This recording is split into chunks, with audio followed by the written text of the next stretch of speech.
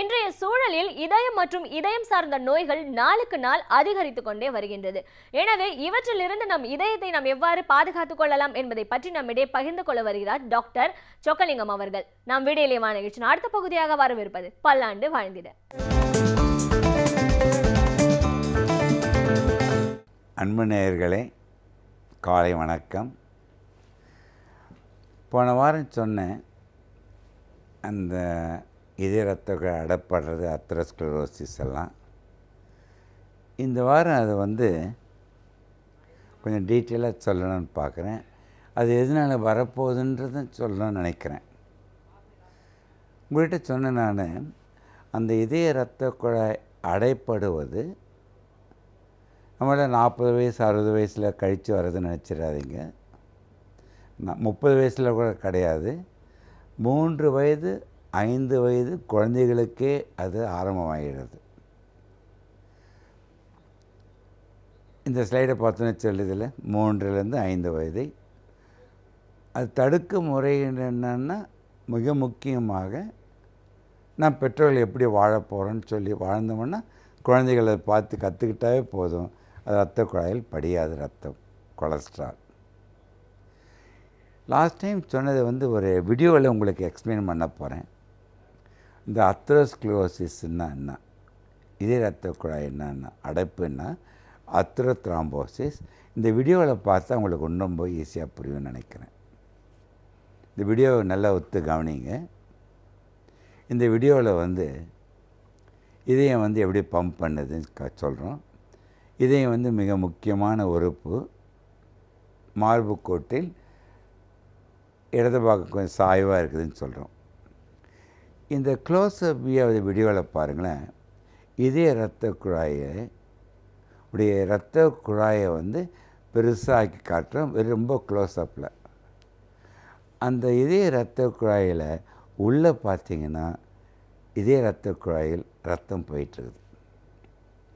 அந்த ரத்தம் போகும்பொழுது அந்த ரத்தத்தில் ஆக்சிஜன் போயிட்டே இருக்குது.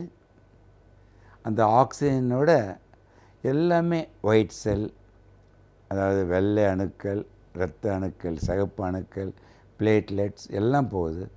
அதை விட முக்கியமாக இந்த கொலஸ்ட்ராலும் ரத்தத்தில் கலந்துருக்கிறது போகுது ஆஸ் லைப்போப்ரோட்டீன்ஸ். அந்த கொலஸ்ட்ரால்லாம் ரத்தத்தில் எவ்வளோ தூரம் போயிட்டுருக்குதோ ஒன்றும் ஆகாது. இந்த ஸ்லைடை பாருங்கள். எப்பெல்லாம் அந்த cholesterol lipoprotein, especially low density lipoprotein என்ற கெட்ட கொலஸ்ட்ரால், ட்ரைக்ளிசரைட்ஸ் என்ற கெட்ட கொலஸ்ட்ரால், இது ரெண்டுமே என்ன பண்ணுதுன்னா நாளடைவில் கொஞ்சம் கொஞ்சமாக இரத்த குழாயில் படிகிறத பார்க்குறோம் இந்த ஸ்லைடில், இந்த வீடியோவில். ஸோ இரத்த குழாயில் படியும்பொழுது அந்த எல்லோவாக படியுது பார்த்திங்களா, உடனே படிய இரத்த குழாயினுடைய 3 மில்லிமீட்டர் 2 மில்லிமீட்டர் இரத்த குழாய் கொஞ்சம் கொஞ்சமாக அடைப்படுது. முதல்ல 10% அடைப்படும், 20%, 50% கொஞ்சம் அடைப்பட்டுக்கிட்டே போகும். இதை அத்ரோஸ்க்ளரோசிஸ் சொல்கிறோம்.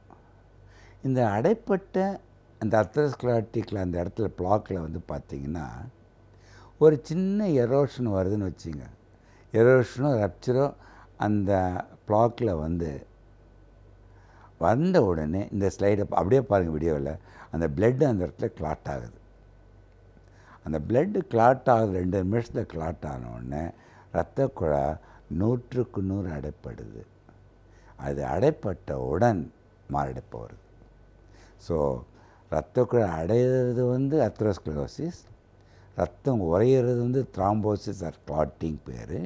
ஆனால் அத்ரோத்ராம்போசிஸ்னால இரத்த குழாய் அடைப்பட்டு இதயத்தில் மாரடைப்பு. இதே ப்ராசஸ் தான் மூளையில் ஏற்படுது. அது மூளையில் ஏற்பட்டால் செரிப்ரல் பிளாக் வருது. செரிப்ரல் பிளாக் வந்ததுன்னா த்ராம்போசிஸ் வந்தோடனே செரிப்ரல் இன்ஃபாக்ஷன் வருது. இங்கே ஹார்ட்டில் மயோகார்டு இன்ஃபாக்ஷன், பிரெயினில் செரிப்ரல் இன்ஃபாக்ஷன். இதயத்தில் வந்து மாரடைப்புன்றோம், பிரெயினில் வந்து பிரெயின் ஸ்ட்ரோக் வந்து அது வந்து என்ன ஆகுதுன்னா பக்கவாதம் வருது, ஹெமிப்ளீஜியா வருது, சில பேருமே குவாட்ரிப்ளீஜியா கூட வரும், சில பேர் உயிரை கூட இழக்க நேரிடும். இதயத்தினால் வந்து உயிரை இழக்கிற மாதிரி பிரெயின் ஸ்ட்ரோக் வந்து பெரிய இடத்துல அடைப்பட்டதுன்னா உயிருக்கு கூட ஆபத்தாயிடும். இதெல்லாமே வந்து அத்ரோத்ராம்போசிஸ் கொரோனரி ஆர்டரியில் வர்றதை பற்றி பார்த்தோம். ஒரு மகிழ்ச்சியான செய்தின்னு சொல்ல விரும்புகிறேன். இவ்வளோ தூரம் பயமுறுத்தினேன் இல்லை, புரிய வச்சேன். இந்த ஸ்லைடை பாருங்களேன். இந்த ஸ்லைடில் வந்து கொஞ்சம் கொஞ்சமாக ரத்தம் வந்து உங்களுக்கு அடைப்படுது, ரத்த குழாயில் ரத்த கொலஸ்ட்ரால் படிஞ்சு. முந்திலாம் நினச்சிட்டு இருந்தோம் 60-70% படிஞ்சிடுச்சு.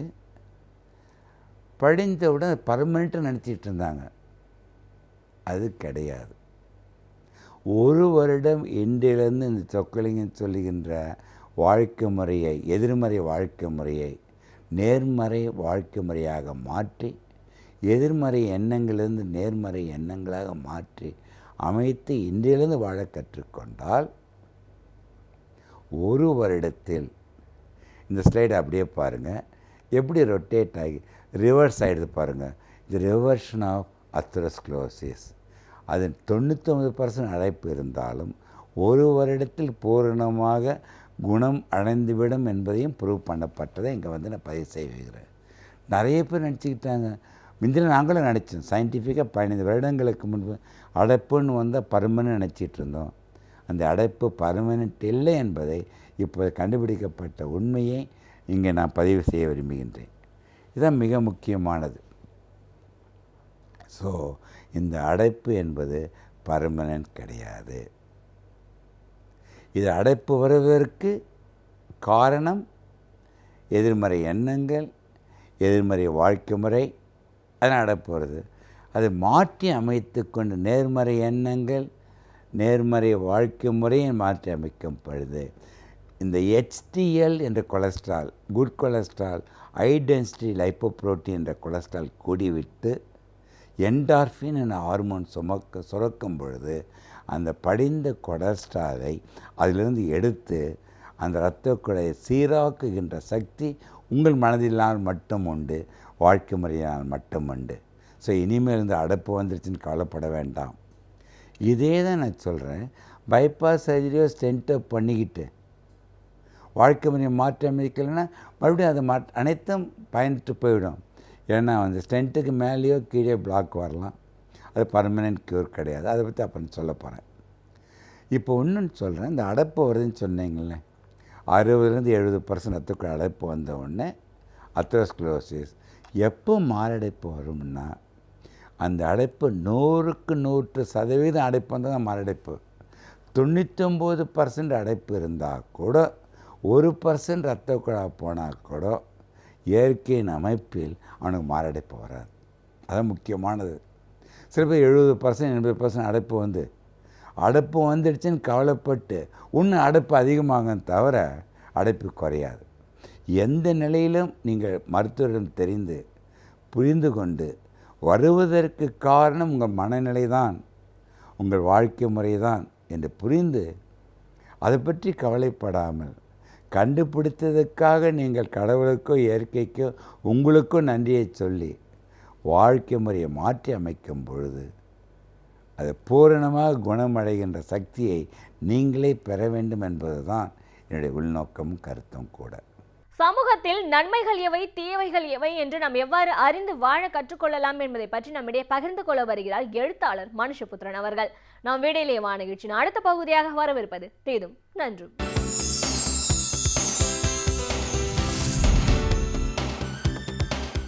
வணக்கம் நண்பர்களே, இன்னும் ஒரு இனிய காலை பொழுதில் தீதும் நன்றும் நிகழ்ச்சியில் உங்களை சந்திப்பதில் மிக்க மகிழ்ச்சி அடைகிறேன்.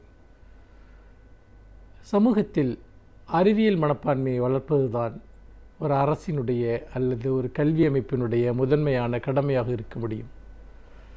ஏனென்று கேட்டால் நம்முடைய நாட்டில் அறிவியலுக்கு எதிரான பல மூட நம்பிக்கைகள் காலமாக நிலவி வந்திருக்கின்றன. அந்த மூட நம்பிக்கைகளின் காரணமாக மக்கள் தங்களுடைய வாழ்க்கையை பறிகொடுத்திருக்கிறார்கள் அல்லது ஒரு இருண்ட பாதையில் நடைபெற்றிருக்கிறார்கள் என்பதை நம்முடைய பண்பாடும் வரலாறும் நமக்கு தொடர்ந்து சொல்லிக்கொண்டே இருக்கிறது. அப்படி பார்க்கிற போது நம்முடைய அரசியல் சாசனம் மிக தெளிவாக சொல்கிறது, அறிவியல் சிந்தனைகளை வளர்ப்பது தான் ஒரு அரசினுடைய முதன்மையான கடமை. அறிவியலுக்கு புறம்பான உண்மைகளை ஊக்குவிக்கக்கூடாது, யதார்த்தத்தை ஊக்குவிக்கக்கூடாது என்று நம்முடைய அரசியல் சாசனம் தெளிவாக கூறுகிறது. நிலைமை அப்படி இருக்கிற போது சமீபத்தில் வந்த ஒரு செய்தி, சிதம்பரம் அண்ணாமலை பல்கலைக்கழகத்தில் MA படிப்பில் ஜோதிடம் ஒரு பாடமாக வைக்கப்பட்டிருக்கிறது என்பதுதான் அந்த செய்தி. இந்த செய்தியை கேட்கிற போது நமக்கு சிரிப்பதா அழுவதா என்று தெரியவில்லை. ஏனென்று கேட்டால் ஒரு அரசு சார்ந்த ஒரு பல்கலைக்கழகம், அதுவும் அரசு நிர்வாகத்தின் கீழ் இயங்கக்கூடிய ஒரு பல்கலைக்கழகம் ஜோதிடத்தை ஒரு பாடமாக வைத்தால் அதை கற்கிற மாணவர்கள் என்ன நினைப்பார்கள்? இது உண்மையிலேயே நம்முடைய ஒட்டுமொத்தமான ஒரு கல்வி அமைப்பினுடைய நவீனத்தன்மைக்கும் அறிவியல் தன்மைக்கும் எதிரானது. ஏனென்றால் வானவியல் என்பது வேறு, ஜோதிடம் என்பது வேறு. வானவியல் என்பது ஆய்வுகளின் அடிப்படையில், கண்டுபிடிப்புகளின் அடிப்படையில் உருவாக்கப்பட்ட ஒரு துறை. ஆனால் ஜோதிடம் என்பதோ அது முழுக்க முழுக்க அது ஒரு குத்துமதிப்பான கணக்குகளின் அடிப்படையில் செய்யப்பட்ட ஒன்றே தவிர அதற்கு அறிவியல் ஆதாரம் எதுவும் கிடையாது. இந்த ஜோதிடம் என்பது இன்றைக்கு ஒரு மிகப்பெரிய ஒரு வர்த்தகமாக மாறிவிட்டதை நாம் தொடர்ந்து பார்க்கிறோம். முக்கியமாக இன்றைக்கு ஜோதிடத்தை நம்பக்கூடியவர்கள் படித்தவர்கள், படிக்காதவர்கள், ஏழைகள், பணக்காரர்கள், நகர்ப்புறவாசிகள், கிராமப்புற வாசிகள் என்கிற வித்தியாசம் இல்லாமல் தங்கள் வாழ்க்கையினுடைய ஒவ்வொரு எடுத்து வைக்கிற அடியிலும் ஜோதிடத்தை நம்பி அவர்கள் பல காரியங்களை செய்கிறார்கள். அது ஒரு வீடு கட்டுவதாக இருக்கலாம், ஒரு தொழில் தொடங்குவதாக இருக்கலாம், அல்லது ஒரு திருமணத்திற்கான ஏற்பாட்டை செய்வதாக இருக்கலாம். எதை செய்தாலும் அதில் ஜோதிடர்கள் என்ன சொல்கிறார்களோ அதற்கேற்ப நடப்பது என்பது மக்களுடைய வழக்கமாகிவிட்டது. ஜோதிடர்கள் சொன்ன சில கருத்துக்களின் காரணமாக அல்லது அவர்கள் கணித்த சில ஜாதகங்களின் காரணமாக எத்தனையோ திருமணங்கள் நின்று போயிருக்கின்றன. வாழ்க்கையில் பலர் சில தவறான முடிவுகளை எடுத்திருக்கிறார்கள். இப்படியாக எதற்கெடுத்தாலும் ஜோசியத்தை நம்புவதன் மூலமாக மனிதன் ஒரு மதியால் வாழ்க்கையை வெல்லலாம் என்கிற நிலை போய் நம்முடைய வாழ்க்கையை பற்றிய எல்லாமே ஏற்கனவே தீர்மானிக்கப்பட்டு விட்டன, அவை எங்கோ எழுதி வைக்கப்பட்டு விட்டன என்கிற நம்பிக்கையின் அடிப்படையில் விதிவிட்ட வசம் என்று மக்கள் இன்றைக்கு வாழக்கூடிய ஒரு அவல நிலையை நாம் பார்க்கிறோம். ஆனால் உண்மையிலேயே மனித வாழ்க்கை என்பது இடையறாத ஒரு போராட்டம். மனிதர்கள் பிரச்சனைகளை சந்திப்பார்கள், அந்த பிரச்சனைகளிலிருந்து மீண்டு வருவார்கள், பிரச்சனைகளை கடந்து செல்வார்கள். இப்படியாக மனிதகுல வரலாறே நீங்கள் எடுத்துக்கொண்டால் ஒவ்வொரு காலகட்டத்திலும் ஒவ்வொரு விதமாக இருந்திருக்கிறது. மனிதனுடைய பழக்க வழக்கங்கள், பண்பாடு, ஏற்ற பொருளாதார ரீதியான உறவுகள், இப்படி எல்லாமே தொடர்ச்சியாக பல்வேறு ஏற்றத்தாழ்வுகளுக்கு உட்பட்டதாகவும் மாறுதல்களுக்கு உட்பட்டதாகவும் இருந்திருக்கிறது. அப்படி இருக்கிற போது ஒரு மனிதன் பிறக்கிற போதே அவனுடைய கிரகங்களின் அடிப்படையில் ஒரு மனிதனுடைய விதி எழுதப்படுகிறது என்று சொன்னால், இன்றைக்கு நாட்டிலே நடக்கக்கூடிய பொருளாதார மாற்றங்கள், இயற்கை ரீதியான பல்வேறு விதமான மாற்றங்கள், தனிப்பட்ட வாழ்க்கையில் நடக்கக்கூடிய உடல் சார்ந்த மனம் சார்ந்த சிக்கல்கள், இதை ஒரு மனிதனுடைய கல்வி, சாதி, மதம், இப்படி எத்தனையோ விஷயங்கள் ஒரு மனிதனுடைய வாழ்க்கையை தீர்மானிக்கின்றன. அப்படி இருக்கிற போது ஒரு மனிதன் பிறக்கிற போது அவன் என்னவாக மாறப்போகிறான் என்பதை யாராலும் கற்பனை செய்ய முடியாது. அப்படி இருக்கிற போது பிறப்பின் அடிப்படையிலேயே இது போன்ற ஜாதகங்களை கணிப்பது அல்லது அதன் அடிப்படையில் ஜோதிடம் கூறுவது, உங்கள் எதிர்காலம் இப்படித்தான் இருக்கும் என்று சொல்வது, இதன் காரணமாக பலரும் பலவிதமான குழப்பங்கள் அடைந்திருக்கிறார்கள்.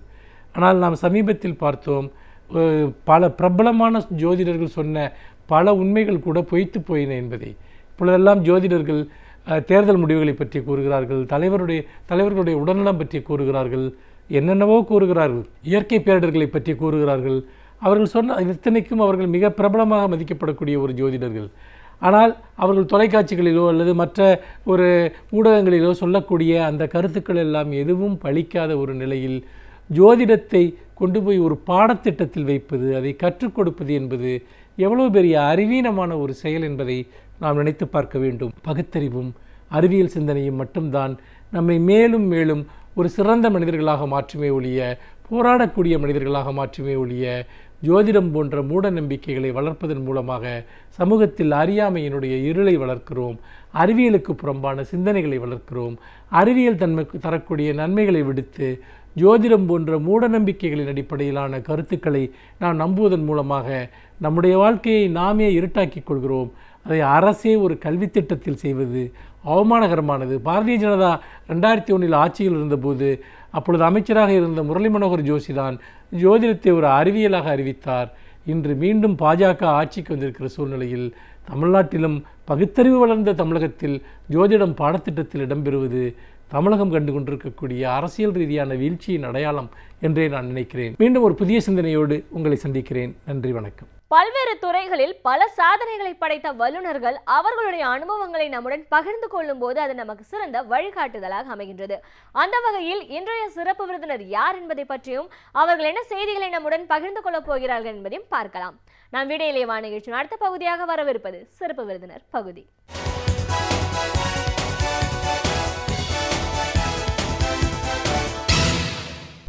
வணக்கம் நேயர்களே, விடியலே வா நிகழ்ச்சியின் சிறப்பு விருந்தினருக்கான நேரம் இது.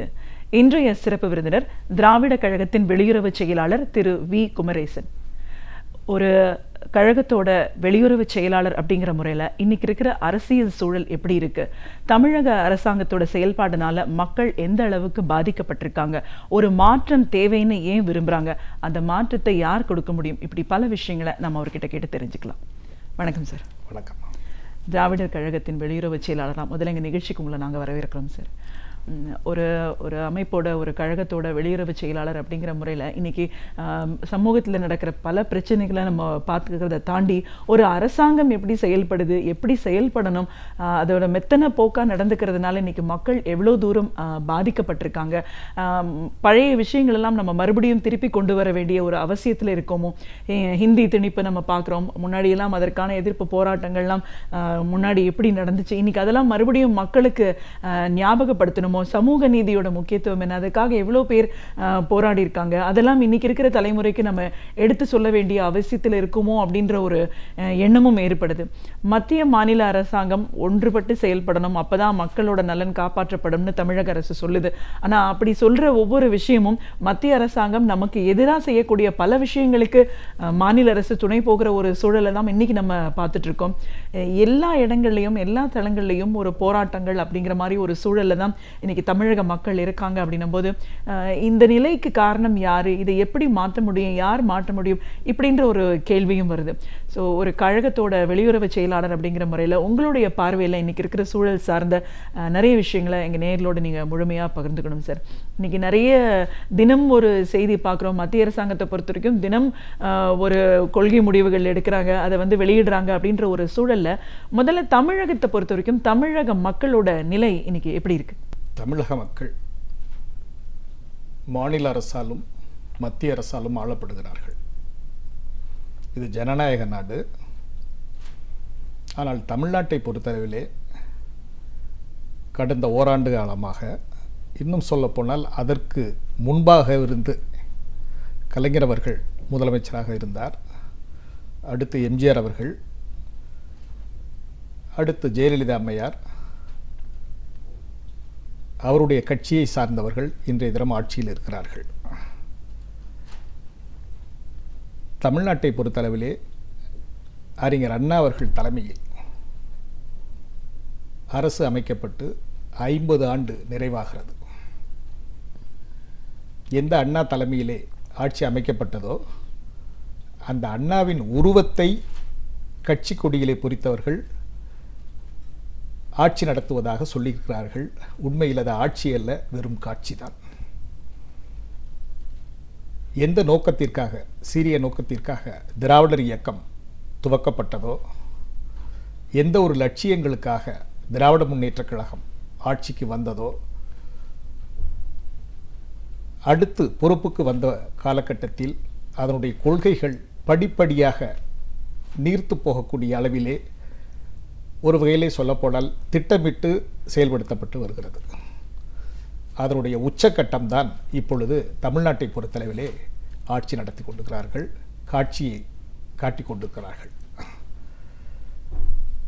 இது ஒன்றும் என்ன செய்ய வேண்டும் என்று அவர்களுக்கு தெரியாதது அல்ல, எல்லாம் தெரிந்தவர்கள்தான்.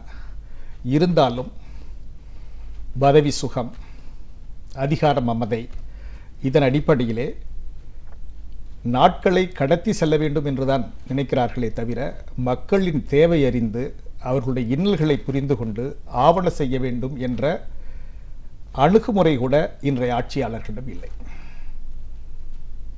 பல்வேறு தளங்களிலே பொதுமக்களினுடைய அன்றாட வாழ்க்கை பிரச்சனை, சுகாதாரம், சமூக நீதி, வேலைவாய்ப்பு, அரசு திட்டங்கள் செயலாக்குகின்ற அந்த போக்கு, இது எதிலும் ஒரு கவலையற்ற போக்கு, ஒரு அக்கறையற்ற போக்குதான் இன்றைய ஆட்சியாளர்களும் ஆட்சி கட்டிலே அமர்ந்திருக்கிறவர்களுடைய கடைபிடிக்கப்பட்டு வருகிறது.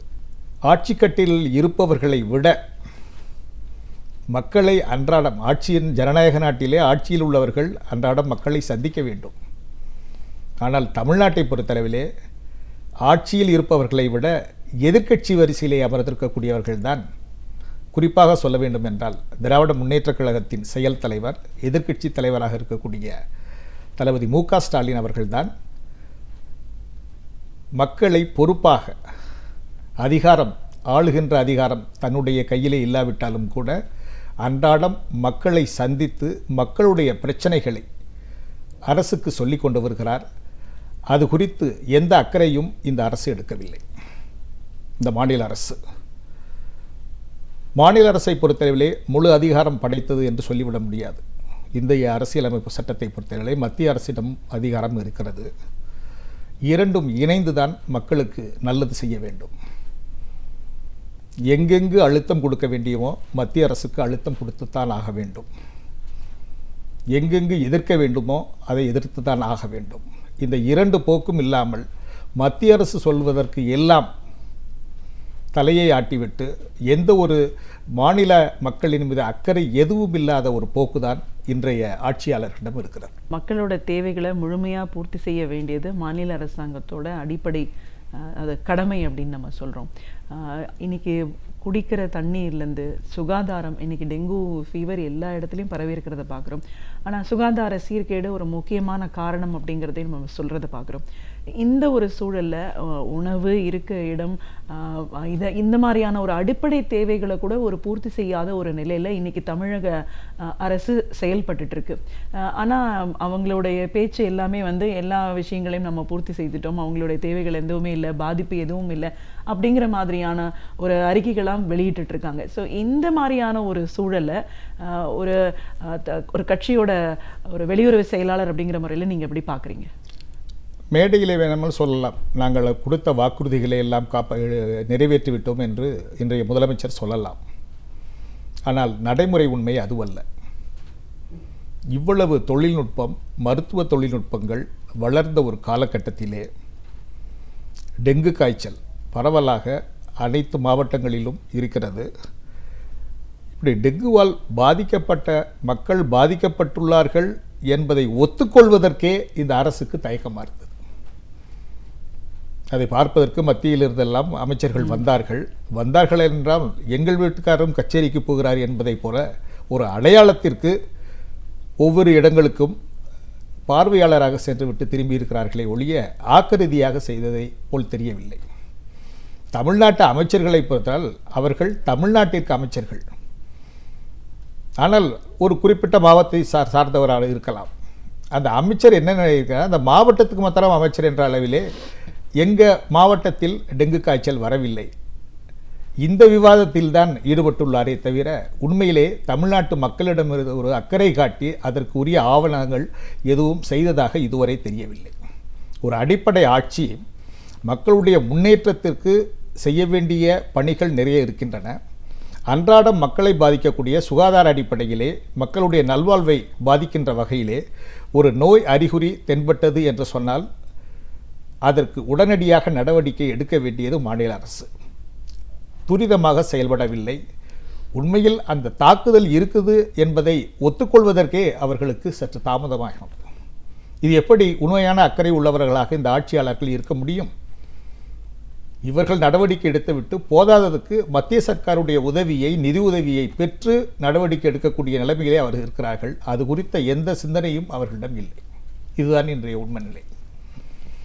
இப்போ கல்வி பொறுத்த வரைக்கும் மறுபடியும் ஹிந்தி, சமஸ்கிருத மொழிகள் இந்த மூன்று விதமான கல்வி முறையை வந்து நம்ம அமல்படுத்தக்கூடிய ஒரு சூழலை மத்திய அரசாங்கம் கொண்டு வரும்போது அதுக்கு அமைதி காத்து அதை நடைமுறைப்படுத்தக்கூடிய ஒரு நிலையில தான் இன்னைக்கு தமிழக அரசு செயல்பட்டுட்டு இருக்கு.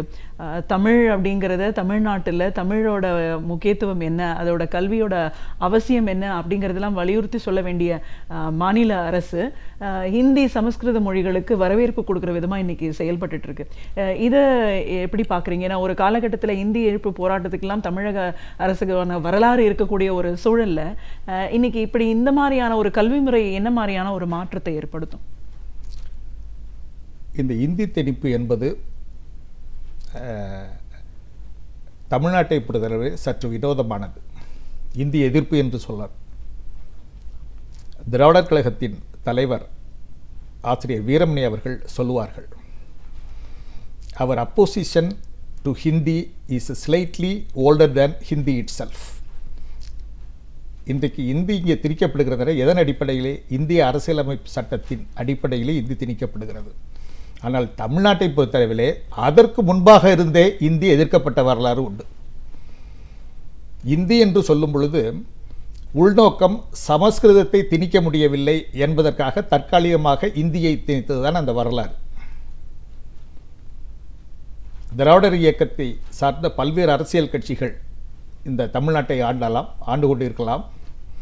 ஆனால் இந்தியை பொறுத்தளவிலே தலைவர் கலைஞராகட்டும், எம்ஜிஆர் காலத்திலாகட்டும், ஜெயலலிதா அம்மையார் காலத்திலாகட்டும் இந்திக்கு வரவேற்பு அளிக்கப்பட்டது வரலாறு கிடையாது. அன்றைய சூழல் அப்படி இருந்தது. ஆனால் மத்தியில் இருக்கக்கூடிய பாஜக அரசு இந்தி திணிப்பு என்று தயக்கம் எதுவுமே காட்டவில்லை, சமஸ்கிருத திணிப்பு பணியிலேயே இறங்கிவிட்டது. அப்படிப்பட்ட சூழ்நிலையில் எதிர்ப்பு எப்படி இருக்க வேண்டும் அரசு ரீதியாக? இன்றைய ஆட்சியாளர்கள் அவர்களுடைய கட்சியை தலைவர்கள் எம்ஜிஆர், ஜெயலலிதா அவர்களுடைய நிலைப்பாட்டையாவது ஆதரிக்கிறார்களா? நவோதயா பள்ளி என்று இருக்கிறது. இந்தியாவிலே அனைத்து மாநிலங்களிலும் வந்தாலும் தமிழ்நாட்டை பொறுத்தளவிலே நவோதயா பள்ளிகள் துவக்கப்படவில்லை. இது இந்தி எதிர்ப்பு இதனுடைய சரியான முறையிலே தமிழகத்தில் இருந்த காரணத்தினால் நவோதயா பள்ளிகள் தமிழ்நாட்டில் துவங்கப்படவில்லை. அதில் அழுத்தமாக இருந்தார்கள். ஆனால் இப்பொழுது நீதிமன்றத்தின் நடவடிக்கையை காட்டி அதற்கு அரசு நிலம் ஒதுக்க வேண்டும் என்று உயர்நீதிமன்றம் மாநில அரசை வலியுறுத்துகிறது. அது குறித்து எந்த விளக்கமும் அளிக்கவில்லை. அப்பீல் செய்யலாம் மாநில அரசை பொறுத்தளவிலே. இது அமைதி காப்பு என்று சொல்லக்கூட இந்தியை வரவேற்பதற்கு துணை போகின்ற ஆட்சியாக இந்த ஆட்சி இருக்கிறது. தூங்குபவர்களை எழுப்பலாம், தூங்குவோல் நடித்து கொண்டிருக்கிறார்கள். இவர்களுக்கு இந்தியருடைய எதிர்ப்பு வரலாறு தெரியாதது என்று சொல்ல முடியாது.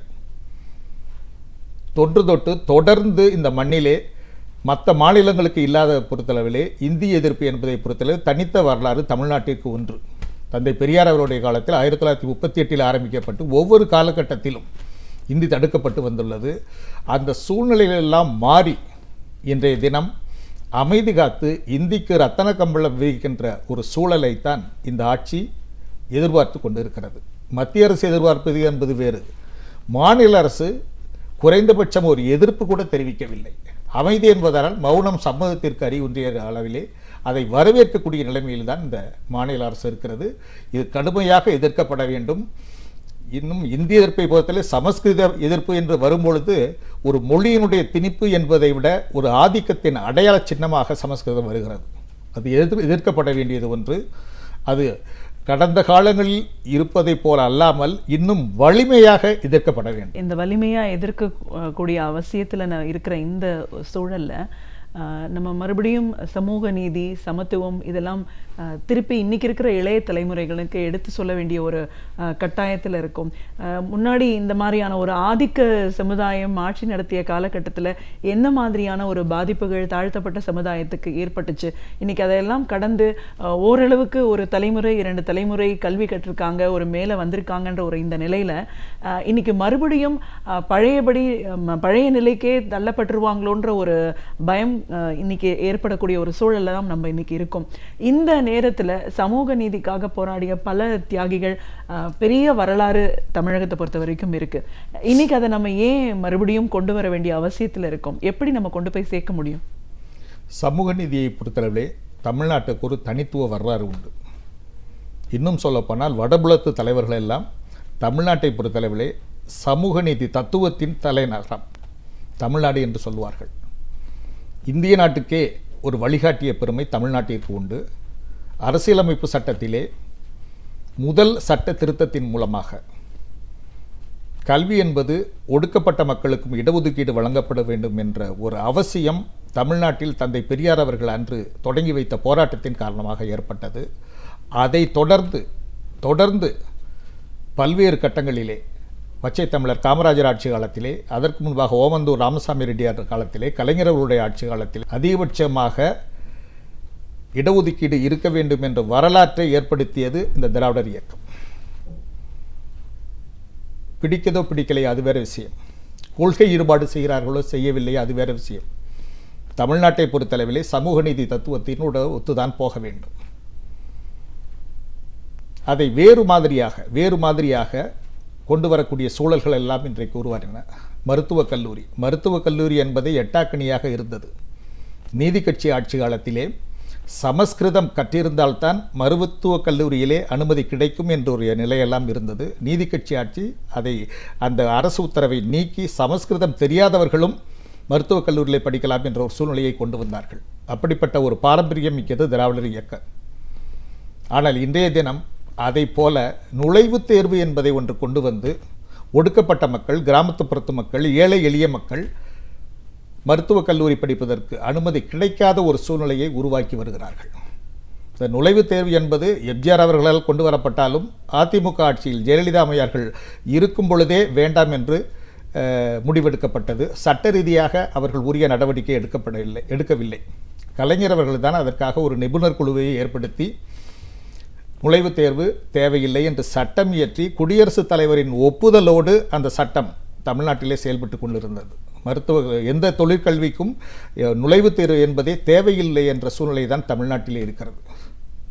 இதுக்கு முற்றிலும் புறம்பாக மாநில உரிமைகளை பறிக்கின்ற வகையிலே மத்திய அரசு மெடிக்கல் கவுன்சில் ஆஃப் இந்தியா என்கின்ற ஒரு ஆலோசனை சொல்லக்கூடிய அமைப்பு, கல்வியிலே தலை நீட்டக்கூடாத ஒரு அமைப்பு நுழைவுத் தேர்வு என்பதாக சொல்லிக்கொண்டு நடத்தி ஒரு ஆண்டு அந்த மருத்துவ கல்வி படிக்கின்ற மாணவர்களுடைய வாய்ப்பை தட்டி பறித்து சமூக நீதிக்கு பெரிய அநீதி இழைத்து விட்டார்கள். இதற்கு துணை போனது இந்த மாநில அரசு. அவசர சட்டம் இயற்றினார்கள். இத்தனை முறை டெல்லிக்கு படையெடுத்தார்கள், சந்தித்தார்கள் பிரதமர்களை. தமிழ்நாடு சட்டமன்றம் ஒருமனதாக எதிர்க்கட்சி அனைத்து கட்சிகளும் சேர்ந்து ஒருமனதாக நிறைவேற்றிய அந்த சட்ட மசோதாவின் நிலைமை இன்று வரைக்கும் என்ன என்று சொல்லவில்லை. சரி என்று சொல்ல வேண்டும், மறுப்பு சொல்ல வேண்டும், எதுவும் சொல்லாமல் அது பாராமுகமாக இருந்து ஒரு தவறான நம்பிக்கையை மத்திய அமைச்சரை சொல்லி அதன் அடிப்படையிலே மற்றும் ஒரு அவசர சட்டம் உருவாக்கப்பட்டு அதுவும் நீதிமன்றத்தால் முறையாக மத்திய அரசு கவனம் செலுத்தாத காரணத்தால் நீதிமன்றத்தால் புறக்கணிக்கப்பட்டு இந்த ஆண்டு அடித்தள மக்கள் மருத்துவக் கல்லூரியிலே சேர முடியாதது ஒரு பெரிய சமூக நீதிக்கு கிடைத்த ஒரு பெரிய பாதிப்பு. இந்த பாதிப்புக்கு இந்த மாநில அரசு தான் முழுக்க பொறுப்பு. நீதிமன்றங்கள் சொல்லியிருக்கலாம், மக்களால் தேர்ந்தெடுக்கப்பட்ட இந்த மாநில அரசு மக்களுக்கு பதில் சொல்ல கடமைப்பட்டது. நிச்சயம் மக்கள் மன்றத்திற்கு வந்து பதில் சொல்லித்தான் ஆக வேண்டும். அந்த காலகட்டம் வரும். மத்திய அரசை பொறுத்த வரைக்கும் இன்னைக்கு இந்த புதிய இந்த ஜிஎஸ்டி வரி கொள்கை பண மதிப்பிழப்பு ஏற்படுத்தியது. கொள்கை ரீதியான பல முடிவுகள் எடுக்கலாங்க. தமிழ்நாட்டை பொறுத்த வரைக்கும் நீங்கள் நீட் தேர்வு நம்ம பேசணும். இப்போ இந்த கதிராங்கலம், இயற்கை எரிவாயு, இந்த மாதிரியான ஒரு பிரச்சனைகளால் மக்கள் போராடிட்டு இருக்காங்க. இன்னும் விவசாயிகள் மத்தியில் டெல்லியிலேயே போய் பல நாட்களாக பெரிய அளவில் போராட்டங்கள் நடத்தியும் அதற்கான எந்த ஒரு தீர்வும் ஏற்படாத ஒரு சூழல் இன்னைக்கு நம்ம பார்த்துட்ருக்கோம். இதை தட்டி கேட்க வேண்டிய, இதோட தமிழக மக்கள் மீது அக்கறை கொள்ள வேண்டிய மாநில அரசாங்கம் நாங்கள் மத்திய அரசோடு இணக்கமாக செயல்பட்டு மக்கள் பணி செஞ்சிட்ருக்கோன்னு சொல்லக்கூடிய இந்த சூழலில் தமிழகத்தில் இன்னைக்கு இவ்வளோ பிரச்சனைகள் அதிகரிச்சிட்டு இருக்கிறதுக்கான ஒரு காரணம் இதில் மாநில அரசு இணக்கமாக இருக்கிறது என்று தயவுசெய்து சொல்ல வேண்டாம். அவங்க அப்படி தான் சொல்கிறாங்க. ஆமாம். ஏன்னா கலைஞர்களுடைய காலத்திலும் கூட எதை தட்டி கேட்க வேண்டும் என்று கேட்டார். சரியான ஒரு முழக்கத்தை வைத்திருந்தார். உறவுக்கு கை கொடுப்போம், உரிமைக்கு குரல் கொடுப்போம். அப்படிப்பட்ட அணுகுமுறை இருந்ததால் தான் திராவிட முன்னேற்றக் கழகம் 10 ஆண்டு காலம் மத்திய அரசிலே அங்கம் வகித்தது. ஏறக்குறைய 93 திட்டங்கள் தமிழ்நாட்டிற்கு கொண்டு வரப்பட்டன. அது சொல்லப்போனால் ஒட்டுமொத்த மத்திய அரசு வளர்ச்சி திட்டங்களிலே 11 விழுக்காடு தமிழ்நாட்டிற்கு வந்தது. காரணம், அன்றைய தினம் திமுக திராவிட முன்னேற்றக் கழகம் மத்திய அரசிலே அங்கம் வகித்தது. ஆனால் இன்றைக்கு இந்த மாநில அரசை ஆட்சி செய்யக்கூடிய கட்சி 50 எம்பிக்கள் பாராளுமன்றத்தில் இருக்கிறார்கள்.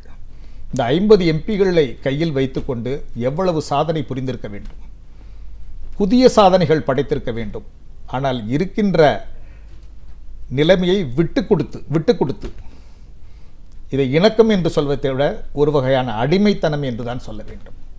மாநில அரசு அடிமை அரசு அல்ல, மத்திய அரசு எஜமான அரசு அல்ல. ஆனால் இவர்களுடைய அணுகுமுறை, மாநில அரசின் இப்பொழுது அணுகுமுறை ஒரு அடிமை அரசு என்ற அளவிலே தான் இருக்கிறதை தவிர தமிழ்நாட்டு மக்களினுடைய நல்வாழ்வை பற்றிய, சமூக நீதியை பற்றிய, அவர்களுடைய முன்னேற்றத்தை பற்றிய அக்கறை அறவே இல்லை என்று தான் சொல்ல வேண்டும். இப்போ இத்தனை பிரச்சனைகளையும் நம்ம தமிழக மக்கள் சந்திச்சுட்டு இருக்கிற இந்த ஒரு சூழல்ல தமிழக அரசாங்கத்தோட செயல்பாடு இப்படி இருக்கணும் போது இதுலேருந்து ஒரு மாற்றம் ஏற்படாதா, அந்த மாற்றத்தை யார் கொண்டு வர முடியும் அப்படின்ற ஒரு ஏக்கத்தோடு தான் மக்களை பொறுத்த வரைக்கும் காத்திருக்கிறாங்க. ஆனாலும் இந்த நாட்களை கடத்தி இந்த 4 ஆண்டுகளை கொண்டு போய் சேர்க்கணும் அப்படின்ற ஒரு முனைப்போட தமிழக அரசாங்கம் செயல்பட்டு இருக்கிற இந்த ஒரு சூழல்ல இந்த மாற்றம் அப்படிங்கிறது ஏன் முக்கியத்துவம் வாய்ந்தது, இந்த மாற்றத்தை யாரால கொடுக்க முடியும் அப்படின்னு மக்கள் எதிர்பார்க்கிறாங்க? இந்த மாற்றம் அப்படின்னு சொல்லும் பொழுது, இது ஜனநாயக நாடு, மக்களால் தேர்ந்தெடுக்கப்பட்ட அரசு. அந்த அரசு நீடிக்க வேண்டும், சில அரசியலமைப்பு சட்ட விதிகளுக்கு உட்பட்டு நீடிக்க வேண்டும் என்று இருக்கிறது. ஆனால் அந்த சட்ட விதிகளே மீறுகின்ற வகையிலே ஒரு பெரும்பான்மை அரசு தான் மக்களை ஆள முடியும். ஆனால் இன்றைய தினம் தமிழகத்தை பொறுத்தளவிலே ஆட்சி செய்யக்கூடிய அமைச்சர்களே தங்களுடைய அரசு பெரும்பான்மையை இழந்து விட்டது என்று சொல்லிய பின்பும் ஒரு பொறுப்பு வாய்ந்த அமைச்சரே எங்களுடைய அரசு பெரும்பான்மையை இழந்து விட்டது என்ற அளவிலே சொன்னாலும் கூட அந்த ஆட்சியை நீடிக்கின்ற வகையிலே தான் செயல்பாடு இருக்கிறது. இதற்கு மத்திய அரசும் உடந்தை. இது உடந்தை. அதனால் இதற்கு ஒரு மாற்று வர வேண்டும் என்பதை பொறுத்தளவிலே மாற்று கருத்துக்கள் எதுவுமே இல்லை. எப்பொழுது காலம்தான் அதற்கு பதில் சொல்ல வேண்டும். அது கூடிய விரைவிலேயே நிச்சயம் வரும். அப்படி ஒரு மாற்று வருகின்ற சூழலிலே எதிர்க்கட்சி தலைவராக இருந்தாலும் மக்களுடைய பிரச்சனைகளை அதிகாரம் தன்னுடைய கையிலே இல்லாவிட்டாலும் கூட தொடர்ந்து சந்திக்கின்ற திராவிட முன்னேற்றக் கழகத்தின் செயல் தலைவர் மு.க. ஸ்டாலின் அவர்கள் எதிர்க்கட்சி தலைவராக இருக்கக்கூடியவர். நிச்சயம் அவருடைய தலைமையிலே ஒரு அரசு உருவாக்கக்கூடிய நிலைமையை மக்கள் ஏற்படுத்துவார்கள், உறுதியாக சொல்லலாம். அந்த அளவிற்கு மக்கள் கொதிப்படைந்து கொதி நிலையிலே இருக்கிறார்கள். அதற்கு ஒரு வடிகால் என்பது ஒரு தேர்தலாகத்தான் இருக்க முடியும். கூடிய விரைவிலே நிச்சயம் வரும். அதை மற்றவர்கள் செய்கிறார்களே, இந்த ஆட்சி கட்டிலில் அமைந்திருக்கக்கூடியவர்களே அப்படி ஒரு சூழ்நிலையை கூடிய விரைவிலேயே உருவாக்குவார்கள். திராவிட கழகத்தின் வெளியுறவு செயலாளர் அப்படிங்கிற முறையில் இன்றைக்கி ஒரு அமைப்போட செயலாளராக இன்றைக்கி மக்கள் என்ன மாதிரியான ஒரு பிரச்சனைகளை சந்திச்சுட்டு இருக்காங்க அப்படின்னு உங்களோட பார்வையில் சொல்லியிருக்கீங்க. மக்களை காப்பாற்ற வேண்டிய ஒரு மாநில அரசாங்கம் எந்த அளவுக்கு செயலிழந்து போயிருக்கு, மத்திய அரசாங்கத்தோட இணக்கமாக போயிட்டுருக்கோம் அப்படின்ற ஒரு போர்வையில் எந்த அளவுக்கு ஒரு பாதிப்புகளை ஏற்படுத்திகிட்டு இருக்காங்க தமிழக அரசு, மக்கள் எந்த அளவுக்கு இன்றைக்கி ஒரு விழிப்புணர்வோடு இருக்காங்க, இந்த மாற்றத்தோட தேவையை எவ்வளோ தூரம் உணர்ந்திருக்காங்க, இந்த மாற்றத்தை யாரால கொடுக்க முடியும்னு உங்களோட அனுபவங்கள் சார்ந்த நிறைய விஷயங்களை எங்களோட பகிர்ந்ததுக்கு நன்றி. வணக்கம். நாள்தோறும் பல புதிய தகவல்களை நம்முடன் பகிர்ந்து கொள்ளும் பேராசிரியர் சுபவீர பாண்டியன் அவர்கள் இன்று என்ன தகவலை நம் முன் வைக்கப் போகிறார் என்பதை பார்க்கலாம். நான் வீடியோலே வானகிருஷ்ணன். அடுத்த பகுதியாக வரவிருப்பது ஒன்றை சொல் நன்றி சொல்.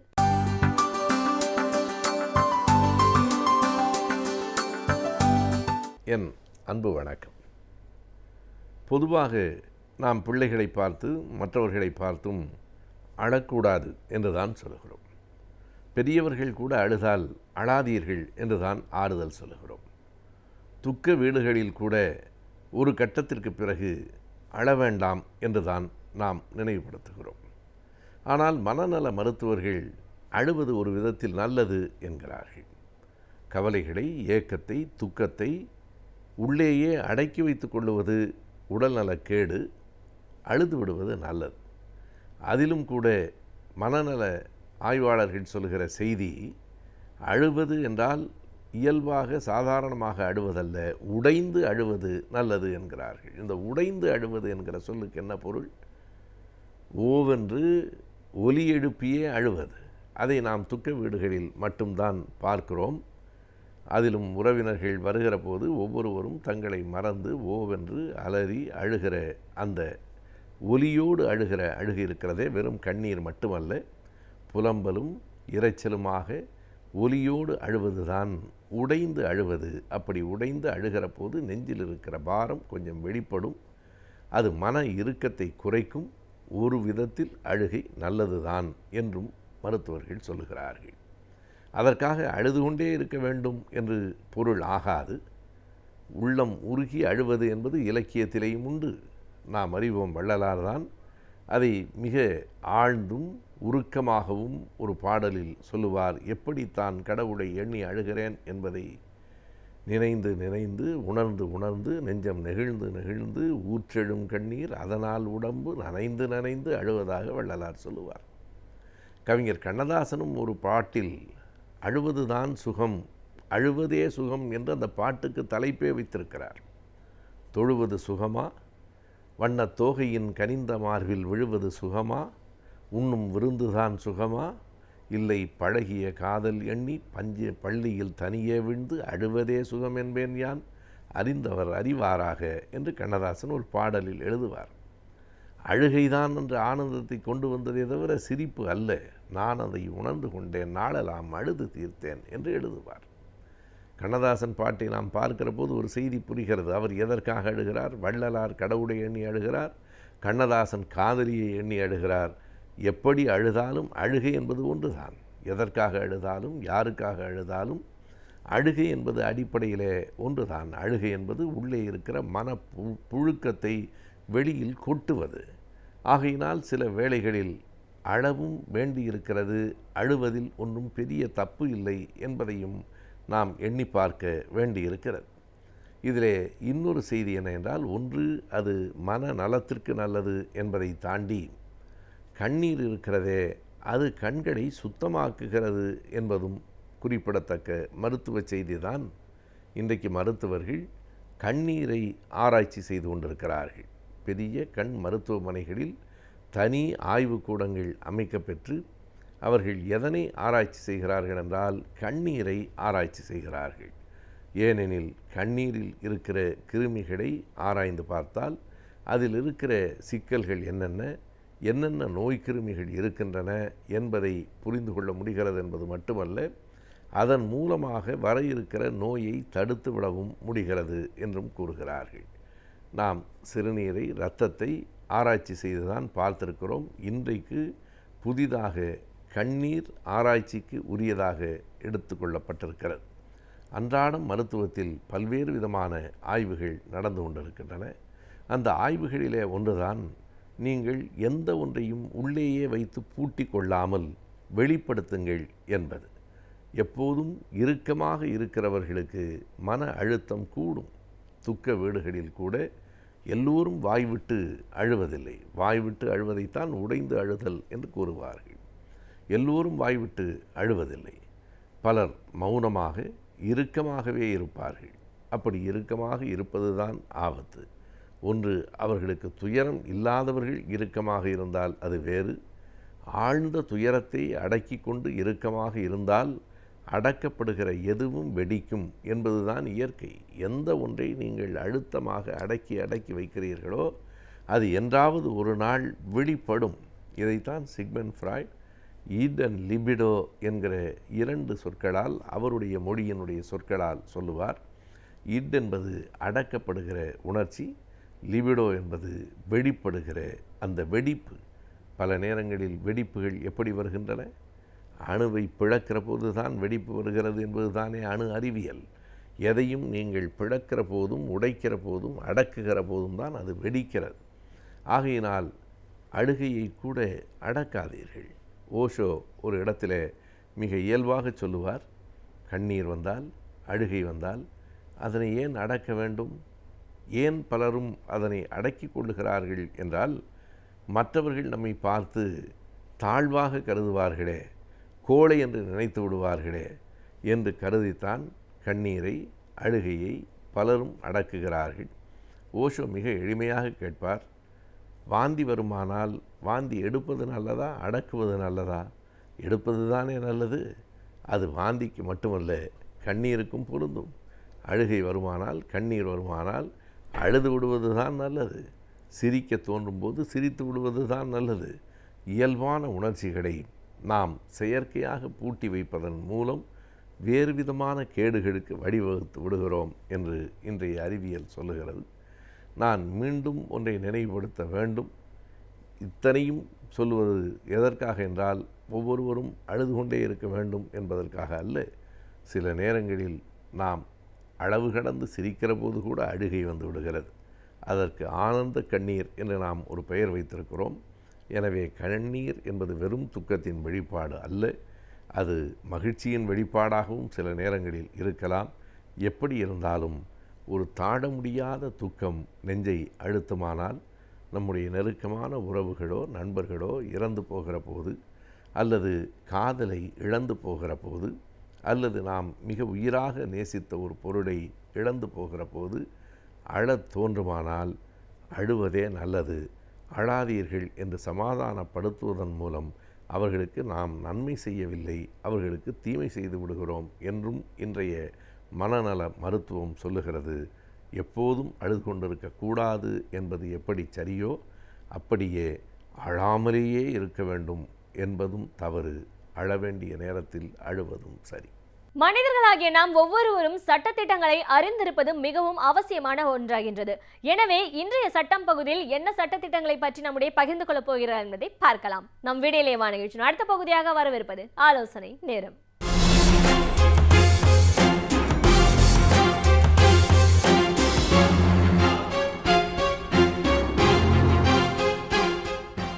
வணக்கம். இன்றைய ஆலோசனை நேரத்தில் நம்ம பார்க்க போகிறது விவாகரத்து சம்பந்தமான ஒரு முக்கியமான தீர்ப்பு வந்திருக்கிறது. அந்த தீர்ப்பை பற்றி தான் பேச போகிறோம். என்னன்னு கேட்டிங்கன்னா, இன்றைக்கு விவாகரத்து வழக்குகள் நடக்கிற பொழுது நிறைய நாட்கள் ஆகிறது. அது குடும்ப நீதிமன்றங்களாகட்டும், அல்லது குடும்ப நீதிமன்றங்கள் இல்லாத பகுதிகளில் உரிமையியல் நீதிமன்றங்களாகட்டும், இப்படியெல்லாம் கேஸு போட்டாங்கன்னா மாதக்கணக்கில் நம்ம போக வேண்டியதாக இருக்கிறது அப்படின்னு நம்ம பார்க்குறோம். ஒரு காரணம் என்னன்னு கேட்டிங்கன்னா, குடும்ப நல நீதிமன்றங்கள் இல்லாத இடங்களிலே 10 கேஸோடு இது 11வது கேஸு.